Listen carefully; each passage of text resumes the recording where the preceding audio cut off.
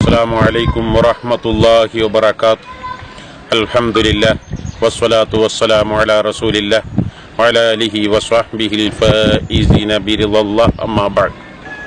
പ്രിയപ്പെട്ടവരെ, ഞാനിപ്പോഴുള്ളത് യൂറോപ്യൻ യൂണിയനിലെ മുസ്ലിം ഭൂരിപക്ഷ പ്രദേശമായ ഫ്രഞ്ച് ഗവൺമെൻറ്റിൻ്റെ ടെറിട്ടറി കൂടിയായ മയോട്ട ദ്വീപ് സമൂഹത്തിലാണ്. ഇവിടെ 10, 30, 50 വർഷങ്ങൾക്ക് മുമ്പുണ്ടായിരുന്ന കേരളത്തിൻ്റെ പ്രതീതി കാലാവസ്ഥയിൽ, കൃഷി വിഭവങ്ങളിൽ, പ്രകൃതിയിൽ, ദിക്ർ, സ്വലാത്ത്, ആചാരങ്ങൾ, അനുഷ്ഠാനങ്ങൾ, ഒത്തൊരുമ, കൂട്ടായ്മയിൽ ഞങ്ങൾ വല്ലാതെ ആകർഷിച്ചു. ഇൻഷാ അള്ളാഹ് ഇന്നിവിടെ നിന്ന് മൊറോക്കോയിലേക്ക്, ലോകസഞ്ചാരിയായ ഇബ്നു ബത്തൂത്തയുടെ നാട്ടിലേക്ക്, അവിടെ അഗാദിർ യൂണിവേഴ്സിറ്റി, മഅദിൻ അക്കാദമി ശക്തമായി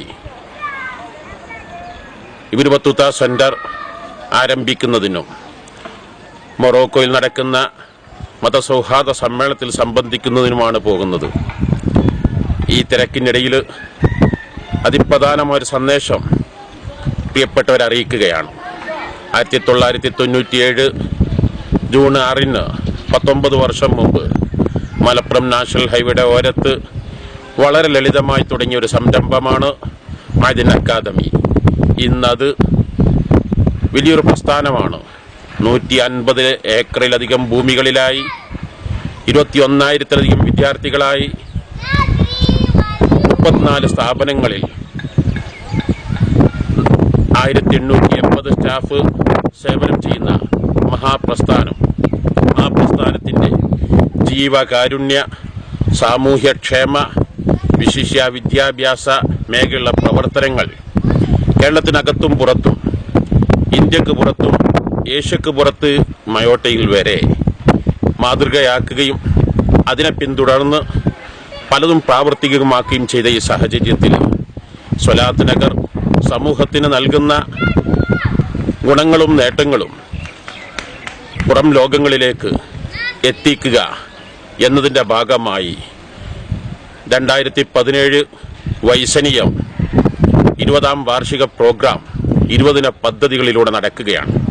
അതിൻ്റെ ഭാഗമായി നിങ്ങൾ നട്ടുപിടിപ്പിച്ചു വളർത്തിയ ഈ മഹത്തായ പ്രസ്ഥാനത്തിൻ്റെ എല്ലാ വിജയത്തിനും കാരണക്കാരായ നിങ്ങൾക്ക് നന്ദി രേഖപ്പെടുത്തലോടുകൂടെ ഇതിൻ്റെ ഗുണങ്ങളും നേട്ടങ്ങളും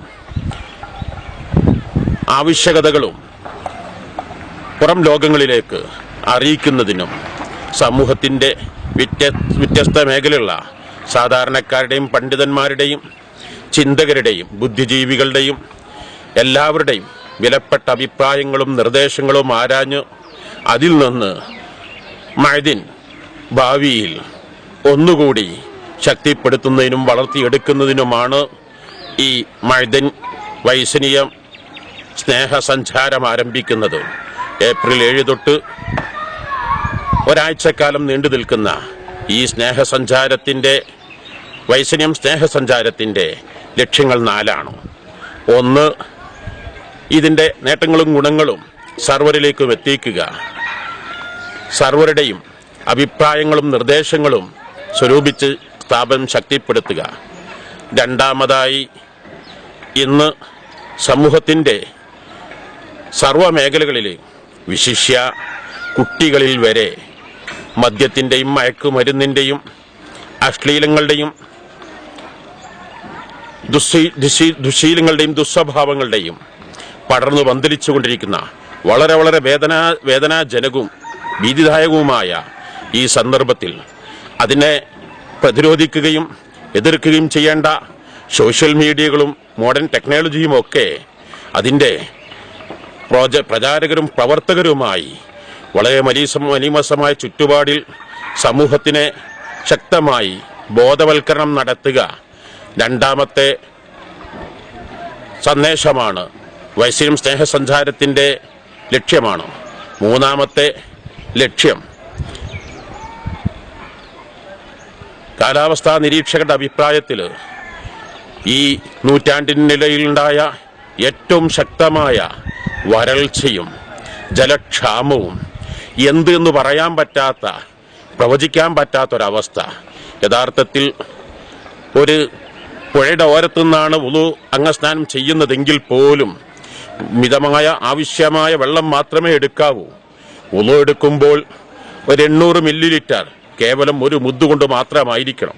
കുളിക്കുന്ന സമയത്ത് 3 ലിറ്റർ വെള്ളം കൊണ്ട് ഒരു സാ കൊണ്ട് മതിയാക്കണമെന്ന് പഠിപ്പിച്ച പ്രവാചക തിരുമേനിയുടെ അനുയായികൾ എന്നല്ല മരിക്കുന്ന സമയത്ത്, അല്ലെങ്കിൽ ഖിയാമത്ത് നാളിന്റെ നാളെയാണെന്നറിഞ്ഞാൽ പോലും തൻ്റെ കയ്യിലുള്ള വിത്ത് ചെടി നട്ടുപിടിപ്പിച്ച് പ്രകൃതി സംരക്ഷിക്കട്ടെ എന്ന് പഠിപ്പിച്ച അഷ്റഫുൽ ഖൽഖ് സ്വല്ലല്ലാഹു അലൈഹി വസല്ലം അനുയായികൾ പ്രകൃതി സംരക്ഷിക്കുന്നതിന് സമൂഹത്തിന് എന്ത് സംഭാവന നൽകി എന്നാലോചിക്കുകയും അതിൻ്റെ ബോധവൽക്കരണം സമൂഹത്തിൻ്റെ എല്ലാ മേഖലയിലേക്കും എത്തിക്കുക.